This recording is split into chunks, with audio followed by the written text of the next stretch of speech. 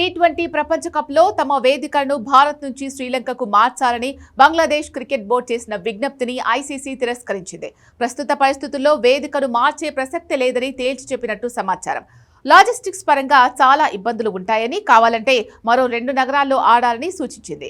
ICC వర్గాల సమాచారం ప్రకారం బంగ్లాదేశ్ జట్టు చెన్నై, తిరువనంతపురంలో ఆడొచ్చంటూ సూచన చేసింది.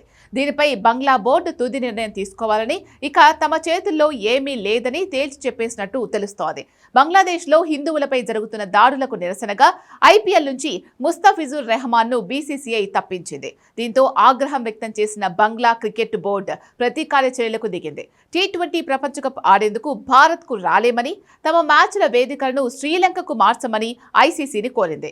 అయితే ఇప్పటికే విమాన టికెట్లు, హోటల్స్ వంటి లాజిస్టిక్స్ అంశాలు ఖరారైపోవడంతో స్కెడ్యూల్, వేదికలు మారిస్తే తీవ్ర ఇబ్బందులు వస్తాయని బీసీసీఐ స్పష్టం చేసింది. దీంతో బీసీబీ ప్రతిపాదనను తిరస్కరించిన ఐసీసీ భారత్కు రాకుంటే పాయింట్లు కోల్పోవాల్సి ఉంటుందని కూడా హెచ్చరించింది. తర్వాత మరోసారి కూడా బీసీబీ లేఖ రాసినా ఐసీసీ మాత్రం వేదికను మార్చే అవకాశం లేదంటూ స్పష్టం చేయడంతో బంగ్లా బోర్డుకు ఏం చేయాలో తెలియడం లేదు. నిజానికి బంగ్లా క్రికెట్ బోర్డు కంటే కూడా బంగ్లాదేశ్ ప్రభుత్వం ఈ విషయంలో ఎక్కువ జోక్యం చేసుకుంది. తమ ప్లేయర్కు అవమానం జరిగిందంటూ నానా హంగామా చేసింది.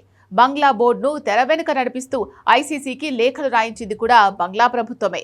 పదే ఐసీసీ తిరస్కరించినా కూడా బంగ్లా తీరు మారలేదు.